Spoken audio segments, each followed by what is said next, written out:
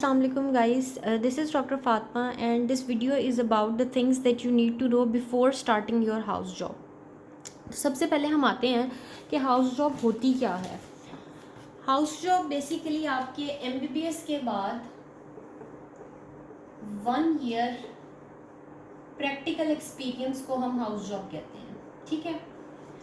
अब 12 मंथ्स में आपने 4 रोटेशंस करनी होती हैं, each rotation lasting for 3 months, ठीक है, जिसके डिफरेंट क्राइटेरियाज होते हैं। अब सबसे पहले हम इस बात के ऊपर आते हैं कि आपके MBBS या आपके फाइनल ईयर के मार्क्स क्या इम्पैक्ट आपकी हाउस जॉब के ऊपर होता है या नहीं होता।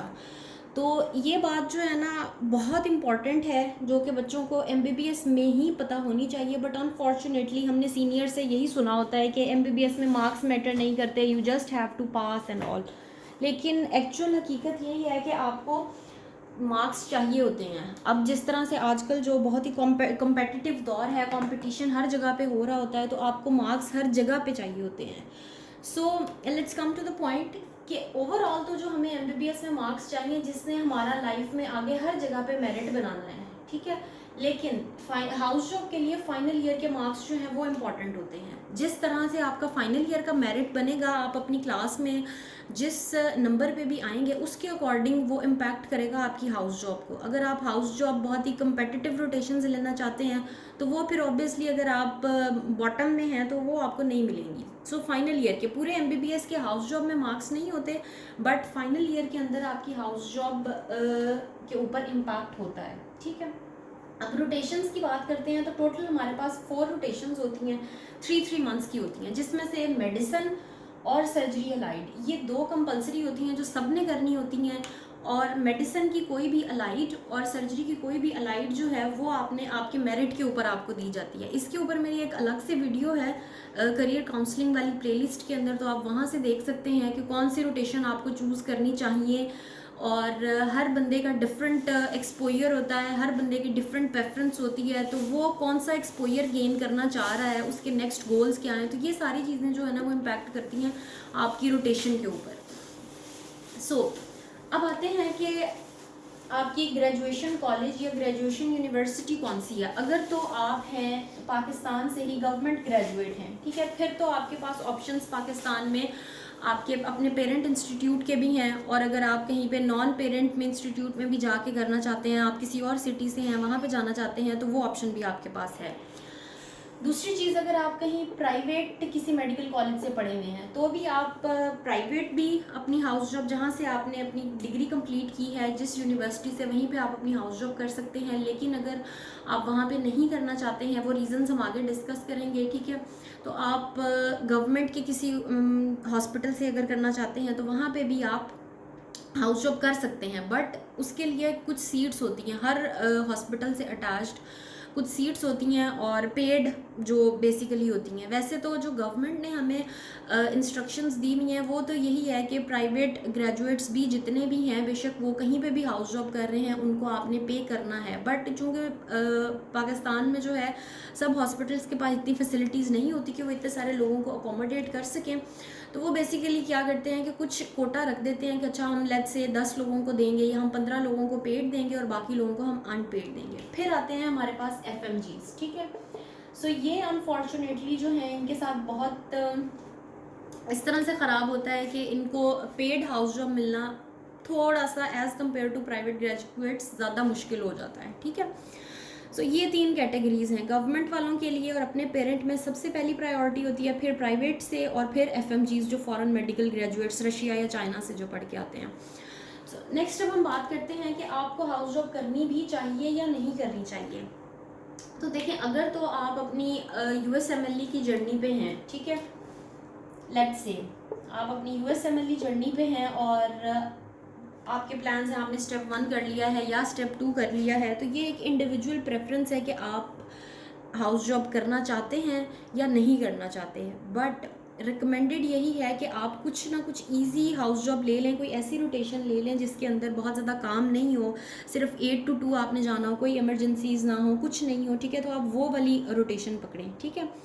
क्योंकि आपकी जो सीवी के अंदर गैप आता है ना, अगर आप कहीं पे भी जाते हैं आप बताते हैं कि अच्छा मैंने 1 साल या मैं 2 साल मैंने कुछ भी नहीं किया, तो वो एक बैड इंप्रेशन जाता है, ठीक है। तो आप अपनी हाउस जॉब कंप्लीट कर लें, और इसका दूसरा फ़ायदा ये होता है कि आपको अपनी कंट्री का जो है वो परमानेंट लाइसेंस मिल जाता है, ठीक है। जो आप हाउस जॉब के अंदर आपको एक प्रोविजनल लाइसेंस मिलता है जो सिर्फ 1 ईयर एक्सपीरियंस सर्टिफिकेट होता है, और हाउस जॉब के बाद आपको आपका परमानेंट लाइसेंस मिल जाता है, ठीक है। आप प्रॉपर एक प्रैक्टिशनर बन जाते हैं पाकिस्तान के अंदर। नेक्स्ट अब बात आती है हमारे पास पेड अनपेड की और पेरेंट वर्सेस नॉन पेरेंट की। अब किन लोगों को पेड हाउस जॉब और किन लोगों को अनपेड हाउस जॉब करनी चाहिए, किन को अपने पेरेंट से हाउस जॉब करनी चाहिए और किन को अपने नॉन पेरेंट से या कहीं भी किसी भी नॉन पेरेंट हॉस्पिटल से वो कर सकते हैं, इसके प्रोज एंड कॉन्स क्या हैं, या गवर्नमेंट और प्राइवेट इंस्टीट्यूशंस में क्या फ़र्क है। तो ये तीनों बातें जो है ना हम इस पॉइंट के अंदर कवर करेंगे। सो पेड या अनपेड का वो मैंने आपको ऑलरेडी डिस्कस कर दिया है कि क्या होता है। हर हॉस्पिटल की सीट्स हैं, ठीक है। अगर आप जिस भी सिटी के हॉस्पिटल में अप्लाई कर रहे हैं वहाँ पे इतने लोग फॉरेनर्स नहीं आए हैं, मतलब कि फॉरेन सिटी से नहीं आए हैं या किसी और मेडिकल कॉलेज से पढ़ के नहीं आए हैं, आपकी लकीली सीट वहाँ पे मिल जाती है, तो आप ऑब्वियसली वहाँ पे पेड करोगे, अदरवाइज़ आपको अनपेड करनी पड़ेगी। अब इसके अंदर सबसे बड़ा मसला जो है वो यही आता है कि पेरेंट पे करें या नॉन पेरेंट। अगर तो आपको सिर्फ पेड या अनपेड का इशू है ना, कि आप चाहते हो कि आपकी जो है वो पेड रोटेशन पेड आपकी हाउस जॉब हो, अनपेड आप नहीं करना चाहते हो, लेकिन आप फर्दर पाकिस्तान में नहीं रहना चाहते हो, ठीक है, तो आपकी हाउस जॉब का जो है ना वो पेड का भी ऑनेस्टली इतना फ़ायदा नहीं होगा, क्योंकि जब आप दूसरी सिटी में रहोगे वहाँ पे हॉस्टल्स का, अकोमोडेशन का और ये वो सारा मसला आपके पास आएगा, ठीक है। तो इसलिए आप ये वाला ऑप्शन चूज़ कर सकते हैं। अगर आपको फाइनेंशियल भी आप इस तरह से कोई इतना इशू नहीं है तो आप अनपेड की तरफ जा सकते हैं, अगर आपने आगे कोई पाकिस्तान में नहीं रहना है, कोई भी फॉरेन एग्ज़ाम देना है। अब पेरेंट की जो चीज़ है ना कि पेरेंट इंस्टीट्यूट से करना हाउस जॉब इम्पॉर्टेंट क्यों है और किन लोगों के लिए है, वो उन लोगों के लिए है कि जिन्होंने बाहर नहीं जाना है और वो पाकिस्तान में रह के पाकिस्तान के जो पोस्ट ग्रेजुएट एग्ज़ाम्स हैं FCPS और MDMS वो इसको परसू करना चाहते हैं, ठीक है। तो उनके लिए ये डेफिनेट चीज़ है, लाजमी चीज़ है कि वो अपने पेरेंट इंस्टीट्यूट से ही करें, ठीक है। लेकिन अगर अगेन आई एम सेइंग कि लेट्स से अगर आपने प्लैब का रूट जो है वो करना है, तो प्लैब के लिए आपको हाउस जॉब ज़रूरी तो है, बट अगर वो आप अपने सिटी में रह के ज़्यादा कंफर्टेबली कर सकते हैं, वो आपको बेशक पेड या अनपेड आपकी अपनी फाइनेंशियल सिचुएशन के ऊपर है। अगर आप अनपेड भी कर लेंगे अपने सिटी में तो इतना मसला नहीं है, ठीक है। सो पेरेंट और नॉन पेरेंट में करने के जो प्रोज कॉन्स है ना वो सिर्फ एक ही है कि अगर आप पाकिस्तान में रहना चाहते हो, ठीक है, तो आपको अपने पेरेंट में हाउस जॉब करना आपके ऊपर लाजम व मलजूम है। अगर आप पाकिस्तान में नहीं रहना चाहते हो फिर आपके फाइनेंशियल सिचुएशन के ऊपर चीज़ें शिफ्ट हो जाती हैं कि वो आपको कितना ज़्यादा उसमें इशू है या कितना आप अर्न करना चाहते हो। अगर आप उसके साथ ओके हो कि अनपेड के साथ भी, फिर अगर आई वुड से कि आपको अपने सिटी में भी मिल रही है तो आप बेशक उसको अनपेड कर लें, ठीक हो गया। फिर अगली चीज़ आती है हमारे पास, तो बेसिकली ये मार्क्स जो है ना ये इंपॉर्टेंट है, ठीक है। नेक्स्ट है हमारे पास गवर्नमेंट और प्राइवेट इंस्टीट्यूट्स जो हैं इनके अंदर। अब अक्सर जो है वो हमें यही सुनने में मिलता है कि प्राइवेट में एक्सपोजर इतना नहीं होता, तो अक्सर बच्चे जो है ना वो अनपेड गवर्नमेंट करने आ जाते हैं, ठीक है, गवर्नमेंट हॉस्पिटल्स में अनपेड करते हैं, ठीक हो गया।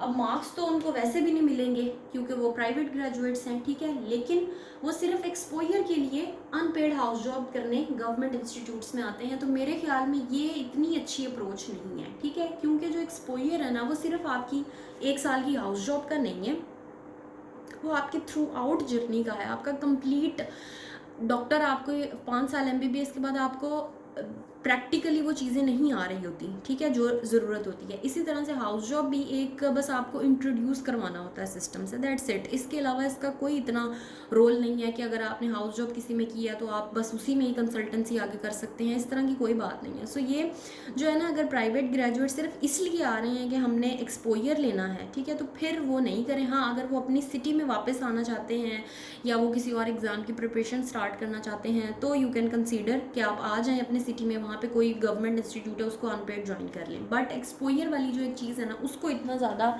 यहाँ पे इंपॉर्टेंस नहीं देनी चाहिए। तो मार्क्स की हमने बात कर ली कि जिनके लिए मार्क्स इंपॉर्टेंट है वो अपने पेरेंट इंस्टीट्यूट से करें, जिन्होंने आगे FCPS करना है या जो पाकिस्तान में रहना चाहते हैं। एक्सपीरियंस की बात हम करते हैं कि जो USMLE वाले लोग हैं, ठीक है, वो अपनी CV में गैप को बचाने के लिए इजी रोटेशंस रख लें, ठीक है। रोटेशंस वाली अलग से वीडियो होगी, वो आप देख सकते हैं, ठीक है।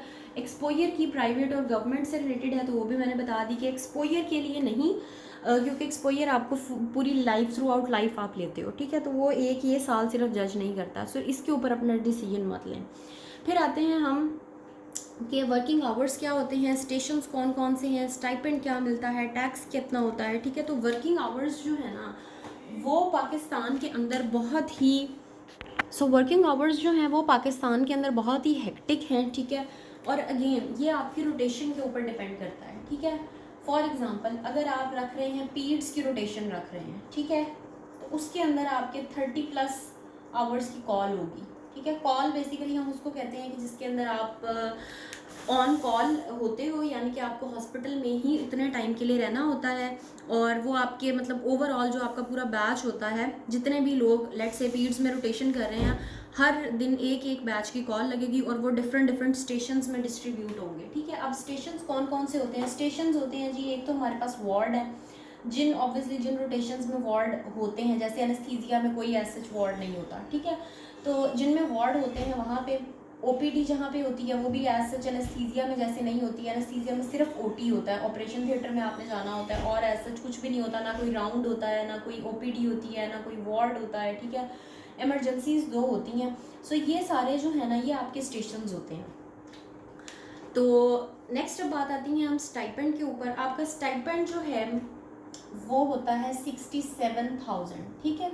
अब 67,000 में पूछेंगे आपके कोई टैक्सेस वगैरह तो नहीं कट होते हैं, तो नहीं, ये सैलरी नहीं है आपकी, इट इज़ अ स्टाइपेंड, ठीक है। सो इस वजह से इसमें से कोई भी डिडक्शन नहीं होती है। ये सारी बातें हैं आपको कि हाउस जॉब करनी चाहिए या नहीं करनी चाहिए, कहाँ से करनी चाहिए, ठीक है, और कौन सी रोटेशंस जो आपको रखनी है उसके लिए अलग से वीडियो होगी, ठीक है। आई थिंक मैंने इसके अंदर सब कुछ कवर कर दिया है। अगर इसके अंदर अभी भी कुछ रहता है तो you can ask me, so I will post it. Okay, thank you so much.